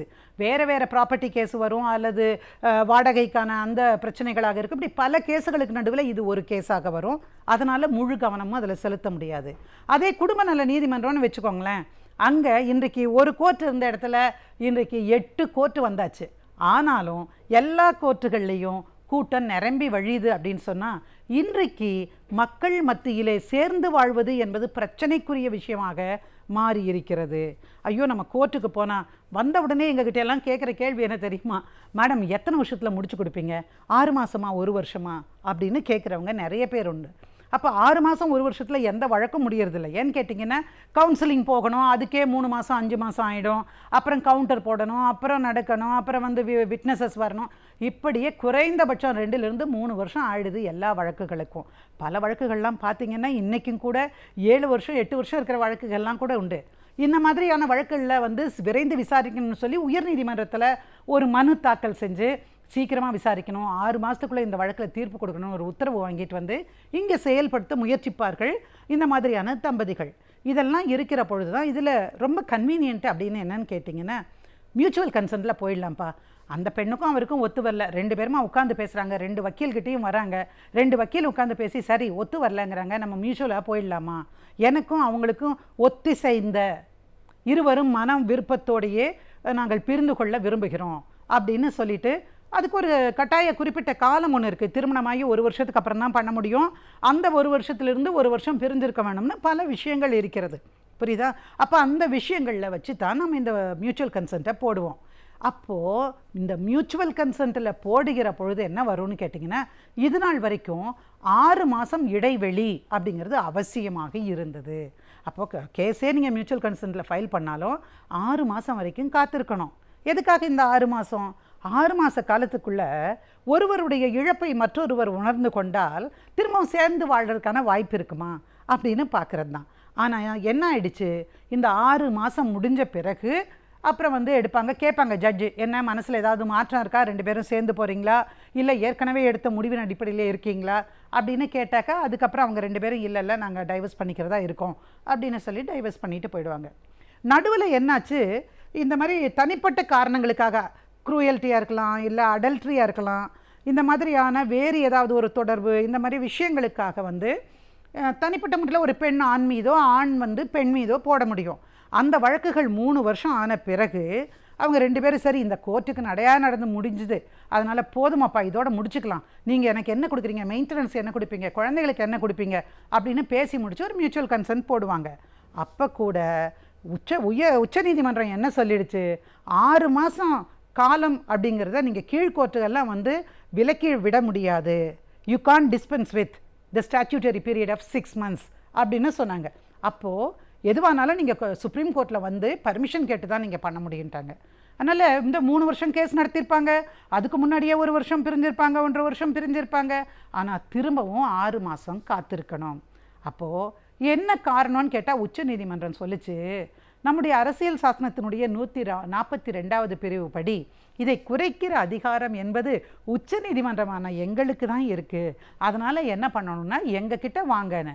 நீங்கள் யோசிச்சு பாருங்கள், தமிழ்நாட்டில் கடைக்கோடியில் கன்னியாகுமரியில் இருக்கக்கூடிய ஒரு பெண்ணு இங்கே வரதே பெரிய விஷயம், எங்கே சென்னை வரைக்கும் வரதே பெரிய விஷயம், உள்ளூர் கோர்ட்டில் போய் வாதாடுறதுக்குள்ளே அதுக்கு போதும்னு ஆகிடும். அந்த பெண்ணோ அல்லது தம்பதியரோ இங்கிருந்து உச்சநீதிமன்றம் போய் என்னுடைய டைம் லிமிட்டை நீங்கள் டிஸ்பென்ஸ் பண்ணணும், இந்த 6 மாதம் வேண்டான்னு சொல்லணும், நாங்கள் ரொம்ப காலமாக பிரிஞ்சிருக்கோம் அப்படின்னு கேட்க முடியுமானா அதற்கான பொருளாதார வசதியும் கிடையாது. நிறைய பேருக்கு அது பற்றிய சட்ட அறிவும் நுணுக்கமும் தெரிவது கிடையாது. அப்போ அந்த மாதிரி சந்தர்ப்பத்தில் உச்சநீதிமன்றம் சொல்லியிருக்கக்கூடிய அந்த தீர்ப்பானது நிறைய பேருக்கு மிகப்பெரிய கஷ்டத்தை கொடுத்தது. இப்போது ஒருத்தர் முடிவு செஞ்சு வராங்க அப்படின்னு சொன்னால் அந்த முடிவுக்கு பின்னால் இருக்கக்கூடிய பல்வேறு விஷயங்களை ஆராய்ந்து பார்க்கிற பொழுது இத்தனை நாளாக அவங்க பிரிஞ்சிருந்தாங்க இல்லையா, அந்த காலமே 6 மாதமாக கணக்கிலே எடுத்துக்கொள்ளப்பட்டு அதன் அடிப்படையில் விவாகரத்து முன்னெல்லாம் வழங்கப்பட்டு வந்தது. அதை திரும்பவும் இன்றைக்கு அமர்தீப் சிங் அப்படிங்கிற ஒரு வழக்கில் உச்சநீதிமன்றம் அப்படிப்பட்ட ஒரு தீர்ப்பை கொண்டு வந்திருக்குது. இது உண்மையிலேயே நிறைய தம்பதிகளுக்கு வரப்பிரசாதம். எப்படின்னு பார்த்துக்கோங்களேன், இப்போது ஒரு 2-3 வருஷமாக அவங்க பிரிஞ்சிருக்காங்க, சரி எப்படியாவது சேர்த்து பார்க்கலாம் அப்படின்னு மேரேஜ் கவுன்சிலர்கிட்ட போகிறாங்க, இல்லை சைக்காட்ரிஸ்ட்கிட்ட போகிறாங்க, சரி கொஞ்ச நாள் பிரிஞ்சிருந்ததுக்கப்புறம் 2 பேரும் சேர்ந்து பேசுகிறாங்க, அதுலேயும் ஒரு பலனும் வர்றதில்ல. அதுக்கப்புறம் என்ன பண்ணுறாங்க, பெற்றோர்கள் வீட்டில் பேசுகிறாங்க, அது பலன் இல்லாமல் போயிடுது.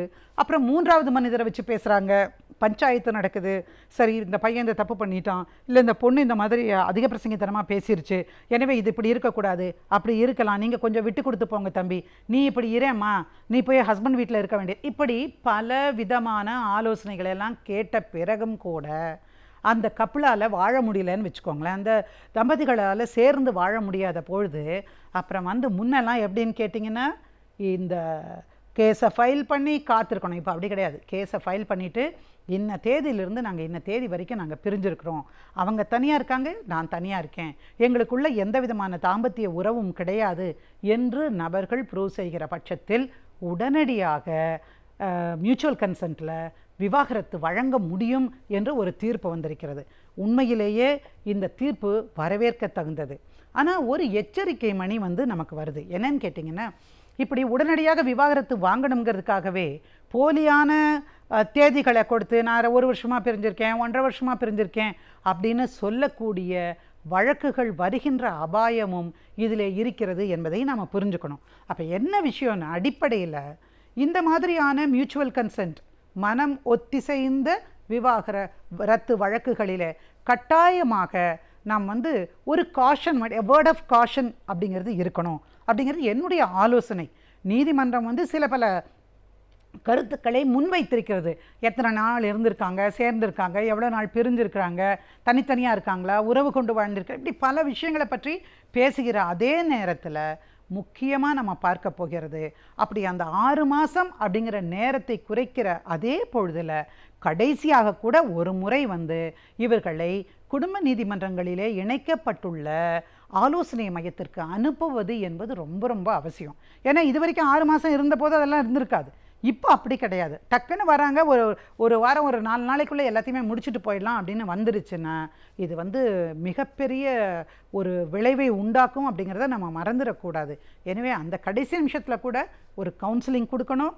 அந்த கவுன்சிலிங் வந்து ஃபெயிலியர் ஆச்சுன்னா அதற்கப்புறம் வந்து இந்த 13B என்று ஹிந்து திருமண சட்டத்திலே சொல்லக்கூடிய அந்த பிரிவின் கீழே ஹிந்துக்களாகட்டும் அல்லது 10A என்று சொல்லக்கூடிய டைவர்ஸ் ஆக்டான கிறிஸ்டியன் திருமண சட்டங்களில் விவாகரத்து சட்டத்திலாகட்டும் இவர்களுக்கு நீங்கள் விவாகரத்து வழங்க முடியும். எனவே மனமொத்த விவாகரத்து முடிவு செய்யப்படுவதற்கு முன்பும் கட்டாயமாக ஒரு கவுன்சிலிங் கொடுத்தா அது நல்லது. ஏன்னா ஜஸ்ட் டு என்ஷூர் தட் இவங்க இனிமே சேர்ந்து வாழ்வதற்கான வாய்ப்பு இல்லை என்பதை என்ஷூர் பண்ணுவதற்கான ஒரு வாய்ப்பாக இருக்கும் என்றே நான் நம்புகிறேன். எனவே வந்து விவாகரத்து வழக்கெல்லாம் வந்து ஈஸியாக போயிடுச்சு, மியூச்சுவல் கன்சென்ட்டில் போட்டுக்கலாம் அப்படின்னு சொல்லிட்டு படையெடுக்கிறத விட்டுட்டு உண்மையில் குடும்பங்களில் கொஞ்சம் விட்டு கொடுத்து, ஆணும் சரி பெண்ணும் சரி, பெண்ணுக்கிட்டேருந்து சம்பாத்தியத்தையெல்லாம் எதிர்பார்க்குறீங்க, நல்லா வேலைக்கு போகணும், நல்லா அழகாக இருக்கணும், நல்ல வந்து வசதியாக இருக்கணும், இவ்வளவெல்லாம் கொடுக்கணும், இதெல்லாம் கேட்குற நீங்கள் அதே போல் ஒரு வேலைக்கு போகிற பெண்ணாக இருந்தால் அவளுக்கு வீட்டில் நம்மளும் கொஞ்சம் உதவி செய்வோம், பசங்களை கிளப்புவோம், அல்லது காய்கறி நறுக்கி கொடுப்போம். சொன்னால் சிரிக்கக்கூடாது. இதெல்லாம் இனிமேல் வரக்கூடிய காலத்தில் இளைய தலைமுறையில் இருக்கக்கூடிய ஆண்கள் கற்றுக்கொள்ளவும் செய்து கொள்ளவும் கைவரப்பட்டவர்களாக இருக்க வேண்டும். இருவருமாக சேர்ந்து அட்ஜஸ்ட் பண்ணி வாழும் பொழுது தான் வாழ்க்கை சுகமாக இருக்கும். அந்த சுகம் உங்களுக்கும் கிடைக்கட்டும் என்று வாழ்த்தி விடைபெறுகிறேன். இன்றைய காலகட்டத்தில் நம் மனமானது பல சஞ்சலங்களுக்கு ஆளாகின்றது. எனவே இவற்றிலிருந்து நம் மனதை நாம் எவ்வாறு தெளிவாக பாதுகாத்துக் கொள்ளலாம் என்பதை பற்றி நம்மிடையே பகிர்ந்து கொள்ள வருகிறார் மனநல நிபுணர் டாக்டர் பதூர் மொஹிதீன் அவர்கள். நம் விடையிலேவா நிகழ்ச்சி நிறைவு பகுதியாக வரவிருப்பது மனமே மனமே.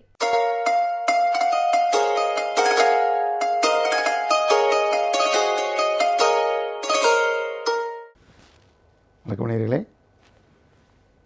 குழந்தைகளுக்கு வரக்கூடிய ஸ்ட்ரெஸ், அதாவது மனக்காயங்கள், அதை பற்றி நாம் பார்த்து கொண்டிருக்கின்றோம். அதில் ஒன்று என்னவென்றால் தெக்குவாய் பேசுகின்றது, அதையும் பார்த்துவிட்டோம். அடுத்தபடியாக குழந்தைகள் ஏற்படக்கூடிய அதாவது பயம், பதட்டம், பீதி. பயம் வருகின்றது, பயம் வந்த உடனே பதட்டம் வருகின்றது. பயம் பதட்டம் என்பது சாதாரண ஒன்று தான், இயற்கையாக எல்லோருக்கும் வரக்கூடியது. அது வந்தால் சாதாரணமாக சரியாகிவிடும், கொஞ்சம் நேரம் இருக்கும், அது சரியாகிவிடும். அது ஒரு ஆரோக்கியமான ஒரு செயல்தான், அது ஆரோக்கியம் இல்லைன்னு சொல்ல முடியாது. அந்த பயம் பதட்டம் வரும்பொழுது உடல் அதனுடைய ஹார்மோனை சுரக்கின்றது, அதன் பிறகு அதுவே சரியாகின்றது, அதாவது ஹோமியோஸ்டேட்டுக்கு வந்து விடுகின்றது. இது ஒரு ஆரோக்கியமான ஒன்று தான். ஆனால் இதனுடைய அடுத்த கட்டம் பீதி. அந்த அடுத்த கட்டம் வரும்பொழுது தான் அது மனிதனை, குழந்தைகளை பாதிக்கின்றது. அதனால் குழந்தைகளுடைய உடலும் உள்ளமும் பாதிக்கின்றது. அது எவ்வாறு என்று நாம் பார்ப்போம். பயம், அதாவது பயம் என்பது மில்லர் என்ற ஒரு விஞ்ஞானி தான் இதை பற்றி கூறுகின்றார். பயம், பதட்டம், பீதி என்று. அதாவது குழந்தைகளுக்கு நாம் பீதி, இதெல்லாம் வந்து இந்த பீதி என்பது நாம் கற்றுக்கொண்டது தான். பெற்றோரிடமிருந்தோ இல்லை மற்றவர்களிடமிருந்தோ நாம் கற்றுக்கொள்வது தான் இது என்று கூறுகின்றார்கள். அதாவது ஒரு குழந்தை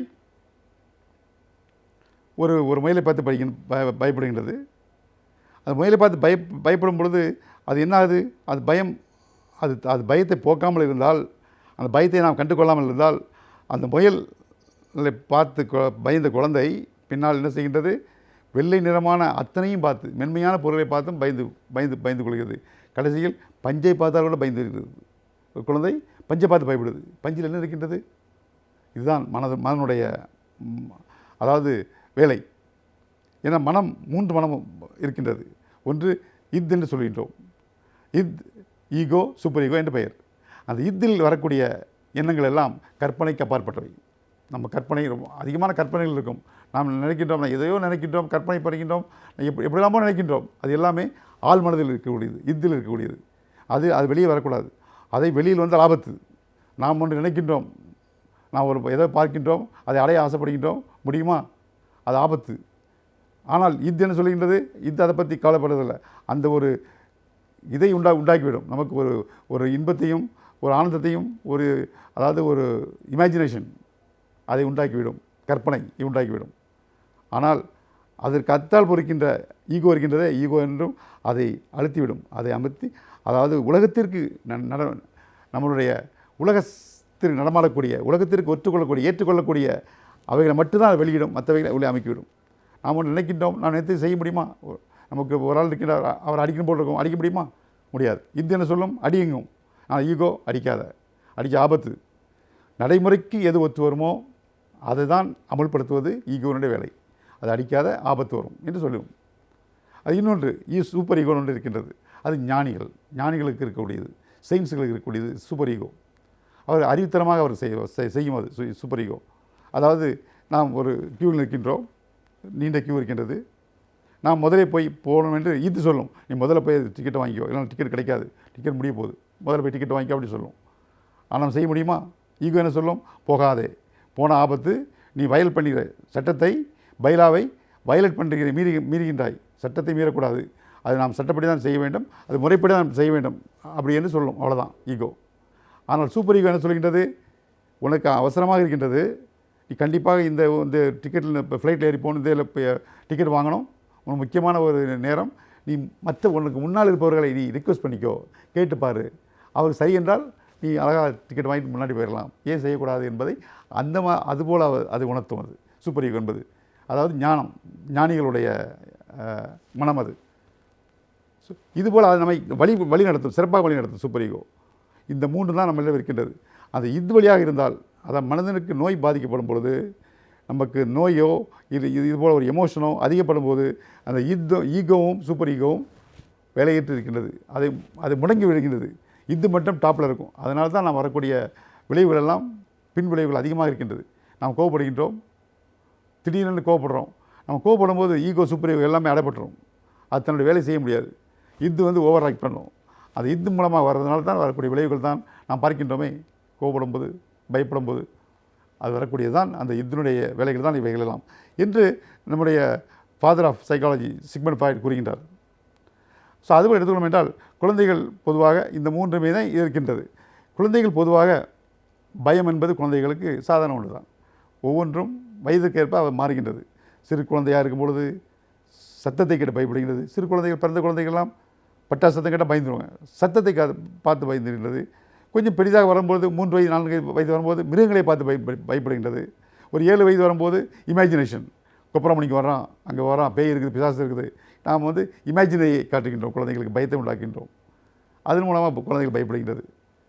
ஒரு 10 வயது வரும்போது டாக்டரை பார்த்து, பல் டாக்டரை பார்த்து பயப்படும் குழந்தைகள். ஸோ குழந்தைகள் வயதிற்கேற்பவை மாறுகின்றது. 14 வயது வரும்போது குழந்தைகளுக்கு உடல் காயங்கள், உடல் எதுவும் காயம் ஏற்பட்டால் குழந்தைகள் பயப்படும், ரொம்ப பயப்படும் குழந்தைகளுக்கு.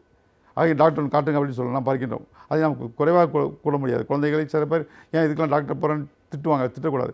குழந்தைகளுக்கு ஏற்படக்கூடிய இயற்கையாக ஏற்படக்கூடிய பயங்கள் அது, அவைகளெல்லாம் உடல் காயங்கள் அந்த வயதிற்கு அப்படி தான் இருக்கும். வயதிற்கேற்ப அதனுடைய பயத்தினுடைய அளவு, அதனுடைய வகை மாறிக்கொண்டே இருக்கின்றது. அதுபோல் மாறும்பொழுது ஒரு குழந்தை இதுபோல் நாம் அதாவது அந்த எல்லை மீறும் பொழுது நாம் மருத்துவரை அணுகுவது நல்லது. இல்லை என்றால் ஒரு குழந்தை முயலை பார்த்து பயந்த குழந்தை இப்பொழுது பஞ்சை பார்த்து பயப்படுகின்றது. அதாவது நாம் எது பார்த்து பயப்படுகின்றோமோ அதை விட்டு அதை சுற்றி என்ன இருக்கின்றதோ அதை நாம் கற்றுக்கொள்கிறோம். அதன் மூலமாக நமக்கு பயம் ஏற்படுகின்றது. நாம் ஒரு விபத்தில் மாற்றிக்கொண்டோம் வைத்துக்கொள்வோம், ஒரு விபத்தில் மாற்றிக்கொண்டோம், விபத்தில் அகப்பட்டு கொண்டோம். அந்த நேரத்தில் அந்த விபத்து ஒரு பக்கம் இருக்கத்தக்க அந்த நேரத்தில் நம்ம கண்ணில் என்ன பார்க்கின்றோமோ, ஒரு கலர் பார்க்கிறோம், அந்த கலர் மனதில் பதிந்து விட்டது என்றால் அந்த கலரை பார்க்கும்போதெல்லாம் நமக்கு பயம் வந்துவிடும். அந்த கலரை பார்க்கும்போது அந்த பயம், அந்த ஆட்டோமேட்டிக்காக அந்த அதனுடைய சீன் நமக்கு கிரியேட் ஆகிடும், அந்த பயம் வந்து விடுகிறது. ஆகவே நாம் அதிலிருந்து எப்படி நாம் தவிர்க்க வேண்டும், எப்படி நம் உடல் இயக்கம் எப்படி இருக்கின்றது என்பதை தான் பார்ப்போம். அதாவது ஜான் பி வாட்சன் என்ற ஒரு விஞ்ஞானி கூறுகின்றார், இவையெல்லாம் உடலில் வரக்கூடியது, உடலில் சில கெமிக்கல் உருவாகின்ற அட்ரினலின் என்ற ஒரு கெமிக்கல் உருவாகின்றது, அதன் மூலமாகத்தான் இதுபோல் பயம் ஏற்படுகின்றது என்று கூறுகின்றார்கள். பல விஞ்ஞானிகள் பல மாதிரி கோணங்களில் அவர்கள் பார்க்கின்றார்கள் இதை. ஆக மொத்தத்தில் நாம் எப்படி நம்ம சரி செய்வது என்று பார்த்தோம் என்றால், ரீஅஷூரன்ஸ் மூலமாக குழந்தைகளுக்கு ரீஅஷூரன்ஸ் சொல்லுவோம். ஒரு குழந்தை இருட்டை பார்த்து பயப்படுகின்ற வைத்துக்கொள்வோம். இரவில் படுக்கும்போது குழந்தைகள் படுக்கின்றது. குழந்தைகள் 3 வயதுக்கு மேல் குழந்தைகள் பெற்றோருடன் படுக்க வைப்பது நல்லதல்ல, தனியாக படுக்க வைக்க வேண்டும் என்பதுதான் கூறுகின்றார்கள் விஞ்ஞானிகள். அந்த குழந்தை பயப்படுகின்றது என்றால் சில பேர் என்ன சொல்கிறார்கள், குழந்தை பயப்படுன்னு சொல்லி தாங்கிட்டே படுக்க வச்சுக்கிறார்கள். தன்னுடன் படுக்க வைப்பது என்பது வேறு, குழந்தைகள் பயத்தினால் படுக்க வைப்பது என்பது வேறு, வித்தியாசமாக இருக்கும். குழந்தைகள் பயத்தினால் நான் படுக்கவில்லைன்னு சொல்வது வேறு, அம்மாவோட தான் படுக்கணும்னு சொல்வது வேறு. குழந்தைகள் அம்மாவோட தான் படுக்கணும்னு சொல்லும், நியாயம்தான். 3 வயதுக்கு மேல் எடுத்துக்கணும் என்றால் குழந்தைகள் பெற்றோருடன் படுப்பதை தவிர்க்க வேண்டும். பெற்றோர் தனியாக படுத்துக்கணும், குழந்தை தனியாக படுக்க வைக்க வேண்டும் என்பதுதான் நீதி என்று கூறுகின்றார்கள் ஆராய்ச்சியாளர்கள். அவ்வாறு குழந்தை வரும்போது இருட்டை பார்த்து குழந்தை பயப்படுகின்றது, நம்ம என்ன சொல்லலாம், ஒரு விடி விளக்கை போட்டு வைக்கலாம். விளக்கு எரிஞ்சிட்டு இருக்குமா, இருட்டு இல்லை, பயப்படாத, நான் அம்மா அங்கே இருக்கேன், பக்கத்து ரூமில் இருக்கேன், உனக்கு எதாவது தேவைன்னா எனக்கு கேளு, தட்டு நான் திறந்துடுவேன். இல்லை கதவை திறந்து வைத்திருக்க வேண்டும், கதவை லேசாக திறந்து வைக்க வேண்டும். அப்போ குழந்தைக்கு அது குழந்தை தைரியமாக இருக்கும். ஓ விளக்கு இருக்கின்றது, அது தேவைப்பட்ட அம்மா போனால் அம்மா எரிச்சிருவாங்க, கதவு திறந்து இருக்கின்றது என்று குழந்தைக்கு ஒரு அஷூரன்ஸ் கிடைச்சிடும். அது ரீஅஷூரன்ஸ். அதன் மூலமாக நம்ம குழந்தைக்கு பயத்தை நீக்கிவிடலாம். ஆரம்ப காலத்திலே நம்ம குழந்தைகளுக்கு பயத்தை நீக்கிவிட வேண்டும். அது பேய் ஒன்று வேப்ப மரத்தில் பிசாசு ஒன்று இருக்கின்றது என்று கூறினார்களே பட்டுக்கோட்டை அவர்கள், அதுபோல் நாம் குழந்தைகளுக்கு பயத்தை உண்டாக்கக்கூடாது, பயத்தை நாம் தனி வைக்க வேண்டும். ஆனால் நாம் என்ன செய்கின்றோம், பயத்தை உண்டாக்கின்றோம் குழந்தைகளுக்கு. ஸோ இதுபோல் அது ஒரு விடிவெளியை போட்டு, ஒரு விடிவிளக்கை போட்டு அந்த குழந்தை பயத்தை நீக்கிவிடலாம். ஆரம்ப காலத்தில் நாம் அதை செய்துவிடலாம். 3 வயதிலே குழந்தைக்கு பயத்தை நீக்கிவிட்டோம், ஒரு பயத்தை. இதுபோல் நாம் ஒவ்வொரு காலகட்டத்திலும் ஒவ்வொன்றை நாம் செய்து வந்தால் அந்த குழந்தைகளுக்கு பிற்காலத்தில் பயமில்லாத குழந்தைகளாக வளர வேண்டும். பயம் என்பது அவருடைய உடலினுடைய ஹோமியோஸ்டேட்டை மாற்றி விடுகின்றது. அதிகப்படியான அட்ரினல் சுரக்கின்றது, குழந்தை படபடல் வருகின்றது, குழந்தைகளுடைய எல்லாமே, அதாவது அதிகமாக இருக்கும்போது, பயம் அதிகமாக இருக்கும்போது அந்த ஈகோ, சூப்பர் ஈகோலாம் அடைப்பட்டு வருகிறது. இதுதான் ஓவர் ஆக்ட் பண்ணுகிறது. வரக்கூடிய விபத்துக்கள் அதிகம், பின்விளைவுகள் அதிகம், சந்தர்ப்ப சூழ்நிலைகள் ஏற்படக்கூடிய அதாவது பெரிய மாற்றங்கள் ஏற்படுகின்றது, எவ்வளோ பிரச்சனைகள் உருவாகின்றது சமுதாயத்தில். ஆகவே நாம் அந்த குழந்தைகளை பயத்தை நாம் குறைப்பது மிக மிக நல்லது. அதுபோல் இன்னொன்று எடுத்துக்கணும் என்றால், அதாவது ஒருவேளை குழந்தை பள்ளிக்கு போக பயப்படுகின்றது.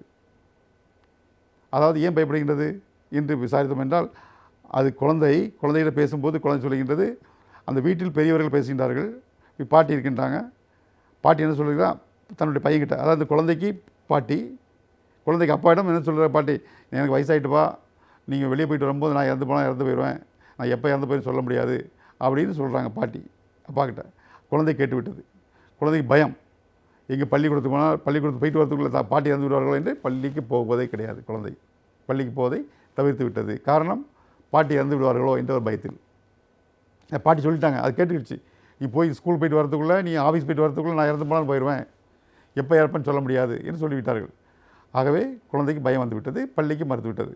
இதை குழந்தையிடம் விசாரிக்கும் பொழுது பல கோணங்களிலிருந்து, ஒரு காரணம் என்று சொல்ல முடியாது, பல கோணங்களிலிருந்து பெற்றோரிடமிருந்து சேகரிக்க வேண்டும் தகவல்களை, பள்ளியிலிருந்து சேகரிக்க வேண்டும், ஆசிரியரிடமிருந்து, அதாவது சமுதாயத்திலிருந்து, நண்பர்களிடமிருந்து, அத்தனையும் நாம் சேர்த்து தான் நாம் அது குழந்தையை கண்டுபிடிக்க முடியும். எப்படி குறைந்தது ஒரு 15 நாள் 20 நாள் ஆகும் அதனுடைய காரணத்தை கண்டுபிடிப்பதற்கு. ஆனால் பெற்றோர்கள் அப்படி அல்ல, வந்த உடனே கண்டுபிடிச்சு நினைக்கிறார்கள், ஒரு நேரம் வந்த உடனே சொல்லிவிடணும் டாக்டர்னு நினைக்கிறார்கள். அது மிக தவறு, அது கஷ்டமும் கூட, அவர்கள் அதை உணர வேண்டும். ஆகவே நாம் குழந்தைகளை அதுபோல் நாம் பேசும்பொழுது, குழந்தைகளுக்கு பொதுவாக சில விஷயங்கள் பேசும்பொழுது குழந்தைகள் மத்தியில் நாம் பேசாமல் தனியாக பேசுவது நல்லது. அதாவது பெற்றோர்களிலும் சில இடையூறுகள் வரலாம், அதாவது சில முரண்பாடுகள் வரலாம் தாய் தந்தையிடம். அந்த முரண்பாடுகளை அவர்கள் பேசும் பொழுதோ, அவர்கள் அதை தீர்க்கும் பொழுதோ, இப்போ குழந்தைகளின் அப்பாற்பட்டு அவர்கள் செய்வது நல்லது. குழந்தைகள் முன்னிலையில் அவர்கள் அதை சால்வ் பண்ணுவதோ, அதை அந்த நிகழ்ச்சியை நடத்துவதோ கூடாது. அப்படி செய்ய போய் தான் இந்த குழந்தை பயந்து விட்டது, இந்த குழந்தை பள்ளிக்கு போக மறுக்கின்றது. எவ்வளோ கஷ்டப்பட்டு அந்த காரணத்தை கண்டுபிடிக்க கொண்டிருக்கிறது என்றால் இதுதான். இன்னொரு குழந்தையும் அதே போல் தான், என்ன சொல்லி பள்ளிக்கு போக மறுக்கின்றது, பள்ளிக்கு செல்ல மாட்டேன்னு சொல்லுகின்றது. அதை எப்படி கண்டுபிடித்தோம்? இது போலவா? இல்லை, ஒவ்வொன்று காரணங்கள் வித்தியாசப்படுகின்றது. அந்த குழந்தை என்ன சொல்கின்றது என்றால், அதாவது ஸ்கூலுக்கு பயப்படுகின்றது. நாம் பார்த்ததில், அதாவது பள்ளிக்கு போகிறதிலிருந்து குழந்தை பள்ளியில் போய் சேரும் வரை நாம் பார்க்க வேண்டும் அது என்ன நடக்கின்றது என்று. கடைசியில் பார்த்தால் பள்ளி வாட்ச்மேனுடைய மீசை பெருசாக இருக்குது, அந்த மீசையை பார்த்து குழந்தை பயந்துருக்குது. அங்கே பெற்றோர் பாட்டி இறந்து விடுவார்கள் பயத்தில் குழந்தை பள்ளிக்கு போகவில்லை. இங்கே அதை பள்ளிக்கு போகிற வழியில், பள்ளியில் இல்லை, பள்ளிக்கு போகிற வழியில் அந்த வாட்ச்மேனுடைய மீசையை பார்த்து குழந்தை பயந்து விட்டது, பள்ளிக்கு போக மாட்டேன் என்று சொல்கின்றது. ஸோ காரணங்கள் வித்தியாசப்படுகின்றது. ஆகவே நாம் ஒரு காரணம் சொல்ல முடியாது, எடுத்த உடனே சொல்ல முடியாது, இது ஒவ்வொன்றாக அனலைஸ் பண்ண வேண்டும். ஆகவே இந்த குழந்தை அதுபோல் நாங்கள் என்ன செய்தோம் என்றால் ஒவ்வொன்றாக பார்த்து அது ஒவ்வொன்று சரி செய்தோம். இது வந்து சக்ஸஸிவ் அப்ராக்சிமேஷன் சொல்வது, சக்ஸஸிவ் அப்ராக்சிமேஷன் என்று சொல்வது. இதன் மூலமாக இந்த டெக்னிக் மூலமாக அந்த குழந்தையை நாம் சரி செய்து பள்ளிக்கு அனுப்பி வைத்தோம். ஒன்று ரீஅஷூரன்ஸ், அடுத்தபடியாக அதாவது சக்ஸஸிவ் அப்ராக்சிமேஷன். இதுபோல் நிறைய டெக்னிக் இருக்கின்றது. ஒவ்வொரு டெக்னிக்கும் ஒவ்வொரு மாதிரியாக இருக்கின்றது. ஒவ்வொரு முறைக்கேற்ப, ஒவ்வொரு காரணங்களுக்கு ஏற்ப, செயலுக்கு ஏற்ப நாம் அதை மாற்றிக்கொண்டு அதுக்கேற்ப நாம் டெக்னிக்கை நாம் உபயோகப்படுத்தணும் என்றால் அந்த குழந்தைகளை நாம் கண்டிப்பாக சரி செய்து கொண்டு விடலாம். மேலும் அடுத்த வாரம் சந்திப்போமே. நன்றி, வணக்கம்.